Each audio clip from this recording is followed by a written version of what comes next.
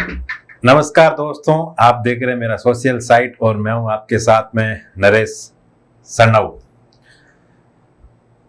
आज हम बात करेंगे राजस्थान विधानसभा चुनाव को लेकर, रानीवाड़ा, जालोर, सांचौर की, जो कि सुर्खियों में है।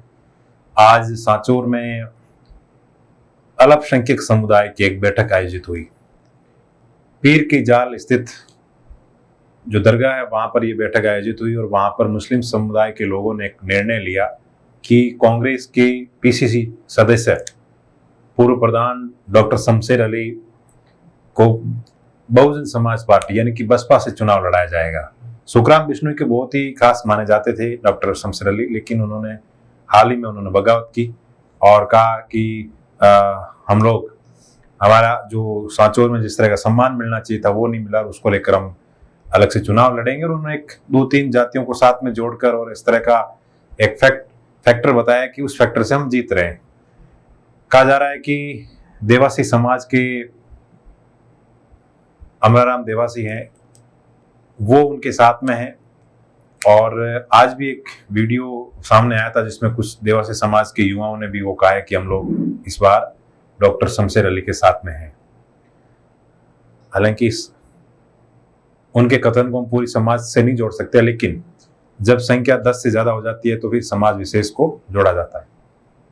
साथ ही उन्होंने जो SC/ST वर्ग के लोग हैं, रमेश बोस जो पूर्व कैंडिडेट थे, उनके लीडरशिप में जितने भी जो SC/ST के लोग हैं उनको भी उसने शामिल किया है और कहा है कि हम लोग इस बार चुनाव लड़ेंगे। और अगर डॉक्टर शमशेर अली चुनाव लड़ते हैं बसपा से तो सीधे तौर पर इसका नुकसान है वो कांग्रेस के कैंडिडेट सुखराम बिश्नोई को होगा, क्योंकि ये उनके कोर वोट बैंक मानी जाती है। कहा जा रहा है कि सुखराम बिश्नोई भी लगातार प्रयास कर रहे हैं कि डॉक्टर शमशेर अली चुनाव ना लड़ें, उनको मनाने का प्रयास किया जा रहा है। 4 नवंबर को सुखराम बिश्नोई अपना नामांकन पत्र दाखिल करेंगे और कहा जा रहा है कि हजारों की संख्या में लोग वहां पर इकट्ठे होंगे और एक बड़ी सभा आयोजित होगी। उसके बाद में सुखराम बिश्नोई वहां पर नामांकन करेंगे।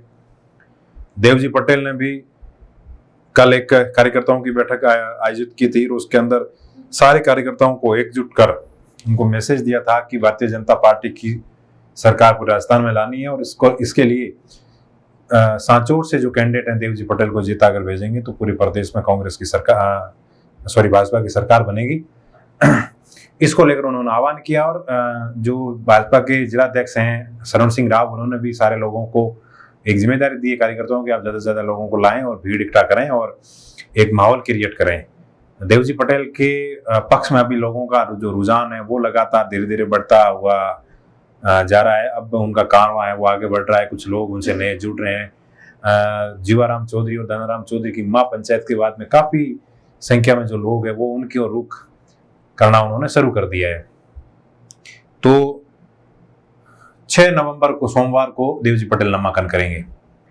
कल नारायण सिंह देवल रानीवाड़ा विधानसभा से भारतीय जनता पार्टी के कैंडिडेट के रूप में कल नामांकन करेंगे। 4 नवंबर को एक वहां पर सभा का आयोजन भी करेंगे और बड़ी संख्या में लोगों को वहां पर बुलाया है।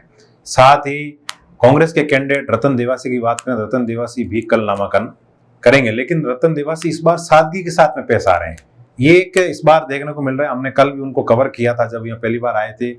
सन्नौ पंचायत समिति, रानीवाड़ा और जसवंतपुरा पंचायत समिति के कार्यकर्ताओं से मिले थे तो उस रतन देवासी में एक सादगी देखने को मिल रही थी। इस बार के रतन देवासी थोड़े से बदले बदले से लग रहे हैं और कल मतलब कि कोई किसी तरह का डीजे नहीं, किसी तरह का कोई रैली का ऐसा माहौल नहीं। आम कार्यकर्ताओं को उन्होंने एक मैसेज दिया, कहा कि आप जिस गांव के हैं, जिस वार्ड में आप रहते हैं, वहां पर पहले आप उनको मजबूत करें, कार्यकर्ताओं को जोड़ें, लोगों को जोड़ें, सरकार की योजना बताएं और कुछ कमियां पैसी हमारे से रही हो, कुछ गलतियां हुई हो तो उसके लिए माफी मांगकर और लोगों को जोड़कर इस बार रानीवाड़ा में कांग्रेस कैंडिडेट को जिताने का भरसक प्रयास करें। कार्यकर्ताओं को में उन्होंने जिस तरह का जो भाषण देकर जो एक जान फूंकी है वो देखते बन रही थी।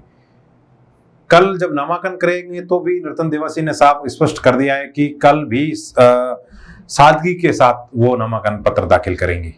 कोई ज्यादा भीड़ भाड़ नहीं होगी, कोई रैली नहीं होगी, कोई सभा नहीं होगी। तो इससे एक वो मैसेज देना चाह रहे हैं कि नारायण सिंह देवल से भी कई गुना ज्यादा रतन देवासी है वो सरल है। हालांकि नारायण सिंह देवल का जो नेचर है, जो व्यवहार है वो बहुत ही सरल है पिछले 5 साल में विकास कार्य जो होने चाहिए थे वो तो हुए हैं या नहीं हुए ये जनता तय करेगी। लेकिन जिस तरह आम जनता से जो उनकी कनेक्टिविटी है उसकी तारीफ है वो हमेशा की जाती है, क्योंकि नारायण सिंह देवल हर सामाजिक जो इवेंट्स होते हैं, धार्मिक इवेंट्स होते हैं, उसको वो अटेंड करते हैं और लोगों के साथ में सादगी से पेश आते हैं, और उसी की राह पर रतन देवासी इस बार चल रहे हैं। तो रानीवाड़ा का जो इस बार का जो राजनीतिक जो माहौल होगा, जो चुनाव होगा, वो बहुत ही दिलचस्प होगा, और इस बार कौन जीतेगा ये तो आने वाला समय बताएगा। रानीवाड़ा की पूर्व प्रधान रमीला मेघवाल कल जालोर से अपना नामांकन पत्र दाखिल करेगी। उन्होंने राजीव गांधी भवन जालोर में एक सभा बुलाई और वहां से वो अपना नामांकन पत्र दाखिल करेगी। लेकिन जो जालोर के जितने भी नेता हैं, पूर्व विधायक रामलाल मेघवाल की बात की जाए या फिर मंजू मेघवाल की बात की जाए, और भी कई लोग, भरत मेघवाल है, इन लोगों ने बीते कल एक मीटिंग की थी। उन्होंने सायला में मीटिंग करके और ये खुलासा किया था कि हम लोग निर्दलीय चुनाव लड़ेंगे और कांग्रेस की जो बाहरी कैंडिडेट रमीला मेघवाल है उसको हराएंगे और कांग्रेस को सबक सिखाएंगे। साथ ही पुखराज पारासर पर भी उन्होंने सवाल उठाए थे कि पुखराज पारासर ने सांचौर ही नहीं, पूरे जालोर जिले के अंदर कांग्रेस पार्टी को गिरफ्त में डालने का काम किया। उन्होंने प्रत्येक विधानसभा पर 4-4, 5 जैसे लोगों को खड़ा कर दिया था और इस तरह की कंट्रोवर्सी बनाई कि कांग्रेस पार्टी को तोड़ने का पूरा प्रयास किया। साथ ही पूरे 5 साल कांग्रेस की सरकार थी, लेकिन कांग्रेस के जितने भी कार्यकर्ता हैं, पदाधिकारी है, उन किसी का भी कोई काम व्यक्तिगत हुआ नहीं या कोई सार्वजनिक काम भी हुआ नहीं। उन पर जो यहाँ के अधिकारी हैं या जो कर्मचारी है, उन पर उनका जो प्रेशर था वो हैवी रहता था, ऐसा उन लोगों ने आरोप लगाया है। बात करें और विधानसभा की, और विधानसभा से भारतीय जनता पार्टी के कैंडिडेट छगन सिंह राजपुरोहित भी कल 4 नवंबर को अपना पर्चा दाखिल कर रहे हैं। बात करें भीनमाल की, तो भीनमाल में डॉक्टर समरजीत सिंह है, वो कांग्रेस के कैंडिडेट हैं और वो करीब 6 तारीख को सोमवार को अपना नामांकन पत्र दाखिल करेंगे। पूराराम चौधरी भी अपना नामांकन पत्र दाखिल करेंगे और देवजी पटेल का हमने पहले जिक्र किया है कि वो भी 6 नवंबर को अपना नामांकन पत्र दाखिल करेंगे। साथ ही जीवाराम चौधरी ने जिस तरह का महापंचायत में कहा था कि मैं निर्दलीय चुनाव लड़ूंगा, तो वो भी 6 नवंबर को अपना नामांकन पत्र दाखिल करेंगे और 6 नवंबर को डॉक्टर शमशेर अली भी सांचौर से बसपा पार्टी से अपना नामांकन पत्र दाखिल करेंगे। तो इस बार जिस तरह जो समीकरण बैठ रहे हैं, जिस तरह का जो पहले माहौल था वो अब बदल कर एकदम वो स्पष्ट हो चुका है और अब लोग विकास को देखेंगे या व्यक्ति विशेष को देखेंगे, किस मुद्दे पर चुनाव करेंगे। इसके लिए हम जब फील्ड में जाएंगे तो आपके लिए कई सारी जानकारी और राजनीतिक जो लोग क्या चाहते हैं, लोगों की गांव की क्या राजनीति, वो हम आपके सामने लेके आएंगे। फिलहाल ये नामांकन की जो प्रक्रिया है ये 6 नवंबर को पूरी हो जाएगी। उसके बाद में फिर जो मुद्दे की राजनीति होगी वो धरातल पर होगी। ये सारे नेता अपने अपने कार्यक्रम तय करेंगे और ऑफिशियली कार्यक्रम तय करने के बाद में प्रचार प्रसार के लिए जब क्षेत्र में जाएंगे उस समय हम भी इनको कवर करेंगे और हम पूरे जालोर की 5 विधानसभा क्षेत्र से आपके लिए अलग अलग जगहों से क्या क्या लोगों की डिमांड है, क्या कुछ होना चाहिए था, क्या कुछ नहीं हुआ, आने वाले समय में किसको जिताएंगे, तमाम अपडेट्स आज से आपको अपडेट हम कराते रहेंगे। तब तक के लिए आपसे विदा होते हैं, लेकिन आप हमारे फेसबुक पेज को अगर आपने अभी तक फॉलो नहीं किया हो तो आप फॉलो कर लेवें, हमारे यूट्यूब चैनल को भी आप सब्सक्राइब कर लेवें।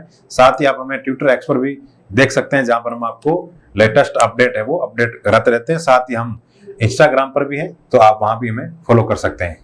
शुक्रिया।